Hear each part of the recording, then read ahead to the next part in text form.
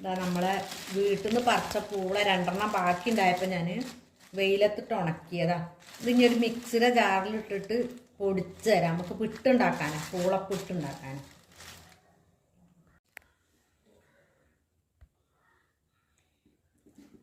നമ്മൾ പൂള നല്ല പൊടിഞ്ഞിട്ടുണ്ട്. ഇത് ഒരു തരിപ്പേന്ന് ഒന്ന് തരിച്ചു കൊടുക്കാം. അതിന് വലിയ എന്തെങ്കിലും കഷ്ണങ്ങളോ എന്തെങ്കിലും ഉണ്ടെങ്കിൽ പോരാൻ വേണ്ടി ഒന്ന് തരിക്കാം.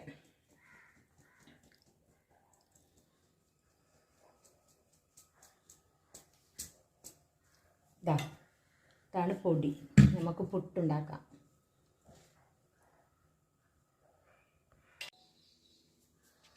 നമ്മളെ പൂളപ്പുട്ടിനുള്ള പൊടി ഉപ്പെള്ളം കൂട്ടി ഒന്നിങ്ങനെ മെല്ലെ ഉതിർത്തി കൊടുക്കാം. മെല്ലെ മെല്ലെ കുറേശ്ശെ ഒഴിച്ച് ഉതിർത്തണം. ഇതാ നമ്മുടെ പുട്ടുപൊടി നല്ലോണം ഉതിർത്തിയിട്ടുണ്ട്. ചെറിയ കട്ടകളുണ്ടായിരുന്നു, അതൊന്ന് മിക്സിയിൽ കറക്കിയതാണ്. ഇങ്ങനെ ഈ പരുവം വേണം, അങ്ങനെ ഉണ്ടാവണം. ഇതാണ് ഇപ്പോൾ വെള്ളം നനച്ചത്. നമ്മളെ പൂളപ്പിട്ട് റെഡിയായി. അടിപൊളി പുട്ടായി.